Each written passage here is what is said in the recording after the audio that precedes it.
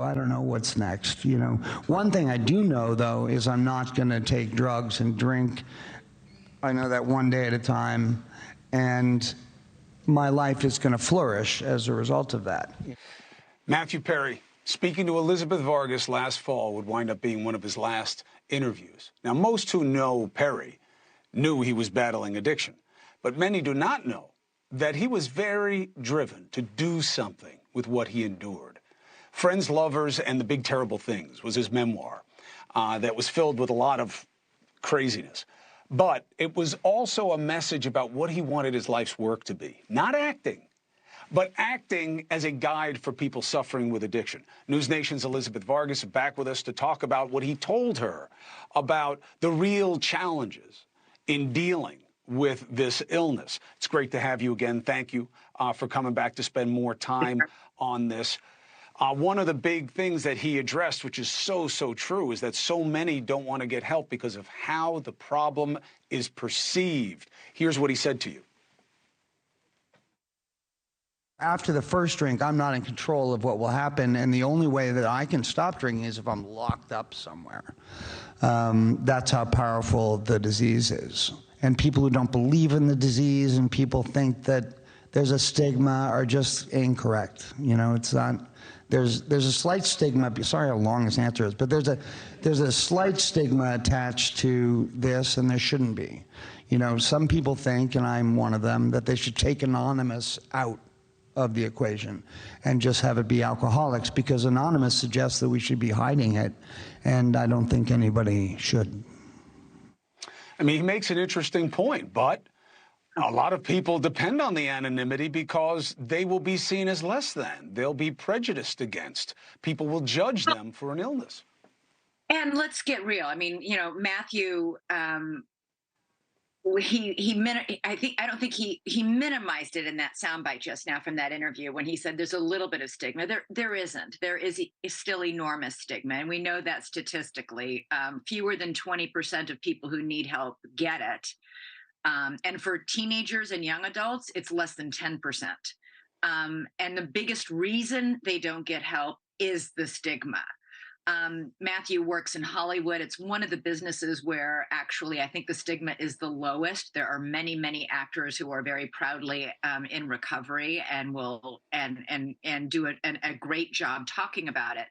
Many people believe that it shouldn't be Alcoholics Anonymous, not because people shouldn't have that anonymity should they desire it, but because those who do speak out are often criticized by people in recovery for speaking out. Like, don't talk about AA, for example, because that's in the tenet, that's the core agreement that you can go into a meeting anywhere on earth at any time of the day and meet with other people who are having the exact same struggle that you're having, and their stories will inspire you to stay sober. I think people should have anonymity if they want it. The problem is I think people should be allowed, and I think encouraged, even if they so desire, to speak out, because it helps other people. You only help other people by hearing people talk about it, and that's what Matt hoped he would do. Now, did you always know that, or have you learned that on your own journey? I learned that on my own journey. I remember I did an interview on Good Morning America with George Stephanopoulos. And he asked me and startled me with the question, do you go to AA? And I remember thinking, like, you see like sort of a panic look sort of flash across my face. And I said, yes. And that's all I said. But I got really criticized for saying that. And I later interviewed Kristen Johnston, an amazing actress who's written an incredible book about her sobriety called Guts.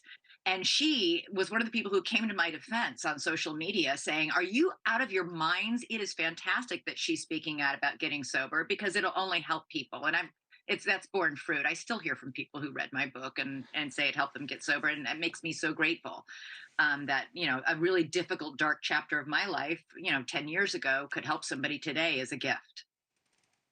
What do you tell people when they are talking to you about someone in their lives, or even if it's themselves, and someone is saying to them, or they feel themselves, I should be able to stop. This is about willpower. I just have to not take the drink. I have to not take the drug. I have to have better discipline. Because they're being told that so often, or we're even telling that to ourselves. What do you say? It's not a matter of willpower. I think we're getting a little bit better at understanding now societally that it's a disease. You know, my gosh, during the pandemic, the levels of alcohol abuse skyrocketed. A lot of people got hooked. A lot of people ended up going to treatment and going. And I was in, you know, I heard somebody just the other day talking about the fact that it was during COVID and the lockdown that she drank herself nearly to death and got sober as a result. I think we're better at understanding it. The problem is it hasn't migrated over. We still have large swaths of this country, even with an opioid crisis, even with, you know, more than 100,000 people dying every year from drug overdoses, and alcohol deaths far eclipse the drug overdose deaths. You know, when you factor in all the diseases that alcohol abuse causes and all the car accidents that it causes, alcohol kills people, a lot of people. And the fact that we still think it's a matter of willpower or self-discipline is what keeps people in the shadows and what keeps people from raising their hand and saying, I need help. That and a lack of understanding that, very similar to Matthew's story, who was in it, you know, went to 15 different rehabs, struggled with sobriety over many, many, many years. Sobriety is not something, it's not a one and done. You know, relapse is part of recovery. And I think the more people can understand it, the more loved ones and companies and employers and husbands and wives and children and parents will better understand that a relapse isn't the end of the road. It just means you got to pick yourself back up and dust yourself off and start counting again and try again. Nobody does that if you have breast cancer. Nobody says that if you have leukemia. You know what I'm saying? So and we don't.